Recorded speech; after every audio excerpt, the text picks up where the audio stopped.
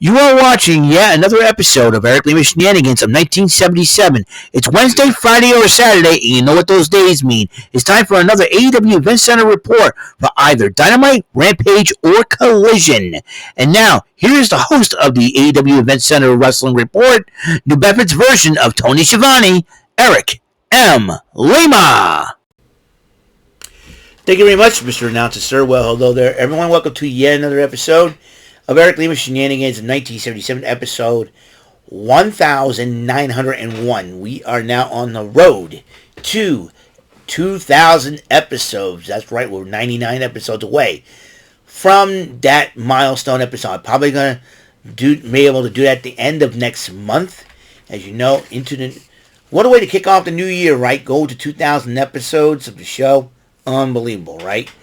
It could be a moment of 2025 for Chilling 3000 Awards.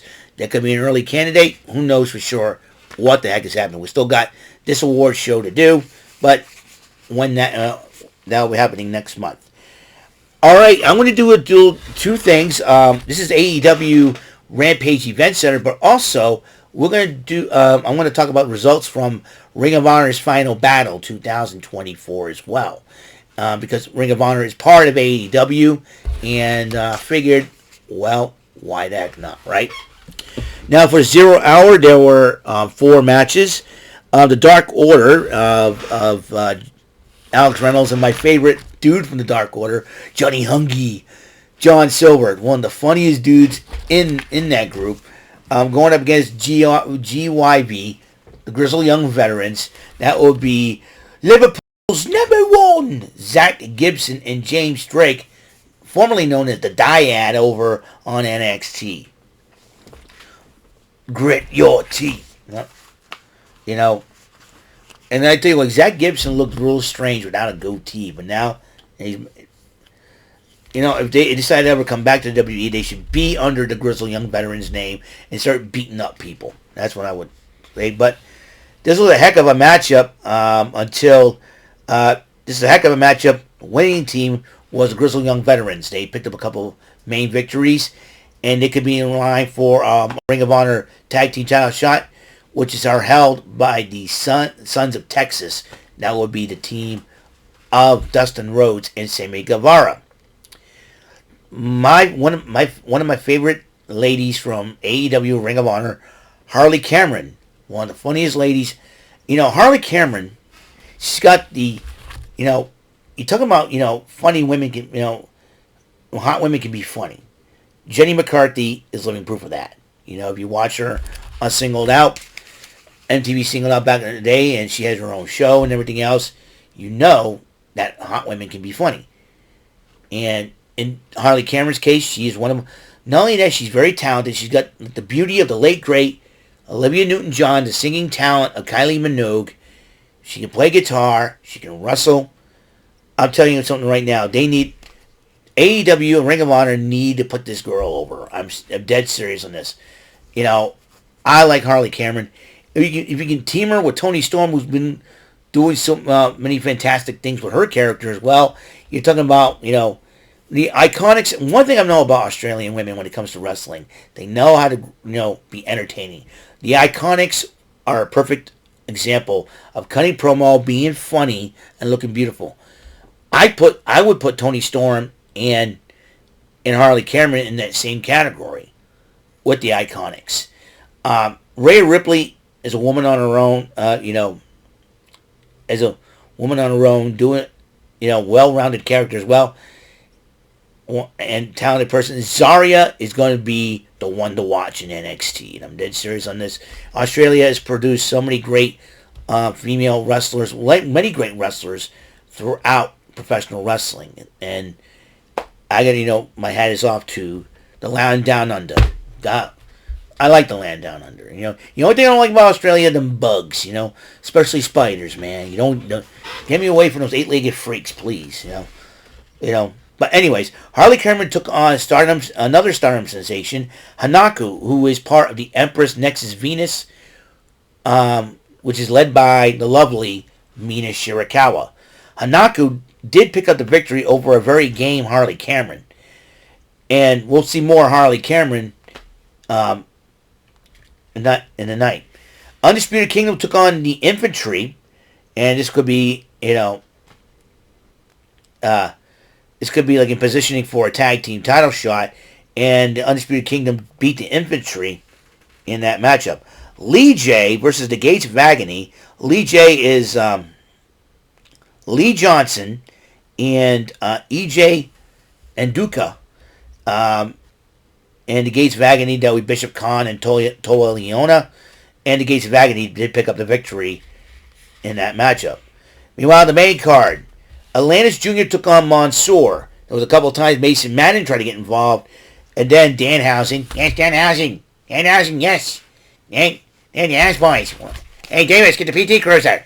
Danhausen. Danhausen returned to make sure that Mason Madden did not get involved, giving Atlantis Jr. the victory. Katsuyori Shibata took on the Dynamite Kid, Tommy Billington, the nephew of the original Dynamite Kid, Tom Billington. And Shibata did end up picking the victory. It's too bad that David Hart Smith, or Davey Boy Smith Jr., did not go to AEW or Ring of Honor. Him and Tommy Billington would have reformed the British Bulldogs right there and then. That, there's a missed opportunity there. We'll see if that will happen down the road. Who knows for sure what would happen. And Jay Lethal versus QT Marshall, or as I like to call him, QT Fire Marshal Bill, because that guy is clueless. He comes out dressing like the NWO version of the Macho Man Randy Savage, while Jay Lethal dresses Black Machismo, and Sanjay Dutt, and then Karen Jarrett paying tribute to the late great sensational Sherry Martel, which I thought it was very classy of Karen Jarrett to do so. And Karen Jarrett is beautiful, there's no doubt. I got to give my hat off to Jeff Jarrett, but Aaron Solo got involved to the point where Sanjay Dutt and Jeff Jarrett got involved, and Jay Lethal did pick up the victory over QT Fire Marshal Bill, as I like to call him.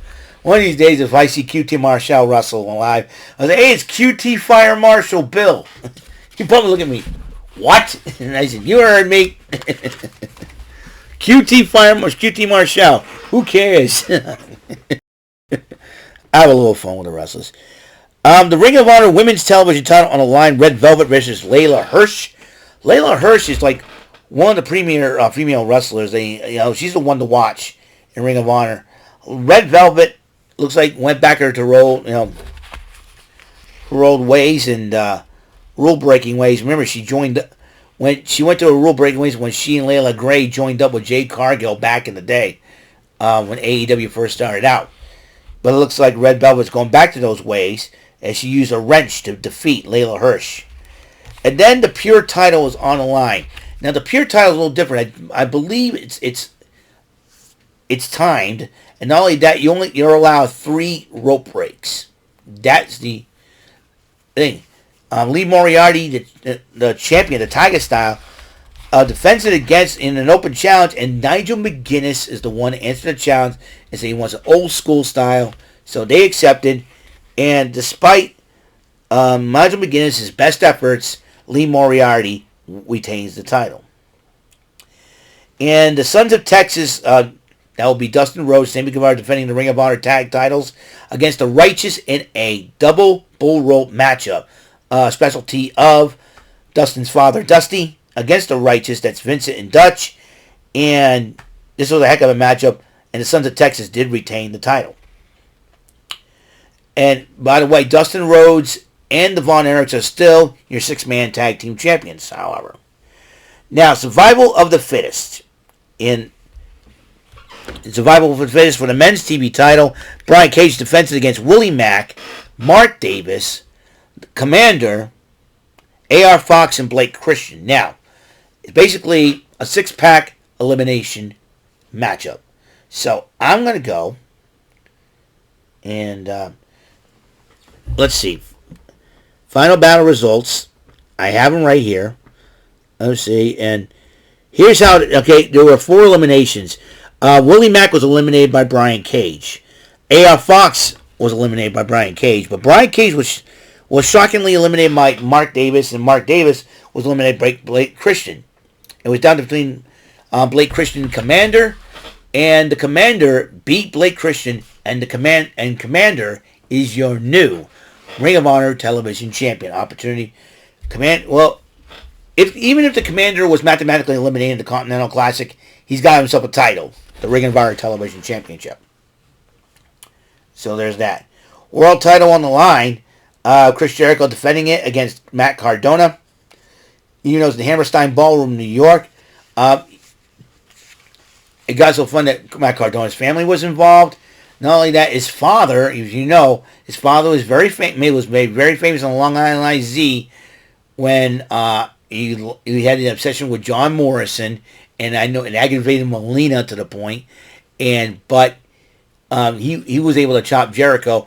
But Big Bill and Brian Keith, though, got involved in the matchup, costing Cardona the match. Jericho retains the title, but then Bandito made his return to fend off the Learning Tree. So then we get the final match of the main event, the women's title on the line. Athena defending against Billie Starkz, and Athena going into the Wrestle Dynasty defeated Billie Starkz to retain the title. So that is your Ring of Honor Final Battle 2024 results. Now let's go to AEW Rampage. Tony Schiavone interviewed the Don Callis family. Don Callis takes the microphone out of Tony Schiavone and starts yabbing about his team. And then Powerhouse Hobbs and Mark Davis went up against Brian Cage and Konosuke Takeshita. As you know, Takeshita will be defending that international title against Powerhouse Hobbs at World's End. Don Callis joins on commentary. And Cage and Takeshita ended up winning that matchup. Renee Paquette interviewed Willow Nightingale. Willow Nightingale says she was really excited about facing, going into the Wrestle Dynasty event. And Chris Statlander comes up and said, "Hey, best of luck in the Wrestle in the tournament, in the International Women's Cup." And she walks up, and Willow Nightingale was kind of shocked to see that, because I don't know if that was a little peace offering, a little olive branch. Meanwhile, Leo Rush and Action Andretti went up against Miles Hawkins and Goldie. Let me tell you something. Rush and Andretti were fast as lightning quick. They never stopped. These two kids, you gotta look out for them. And I'm telling you right now, they may end up wearing tag gold one day. If not in AEW Ring of Honor, somewhere else, who knows? Bring Leo Rush back to WWE's really improved. And with Vince McMahon gone, I wouldn't be surprised if some of these guys will want to come back to the WWE. But who knows for sure what's going to happen. But they did pick up the victory over Hawkins and Goldie.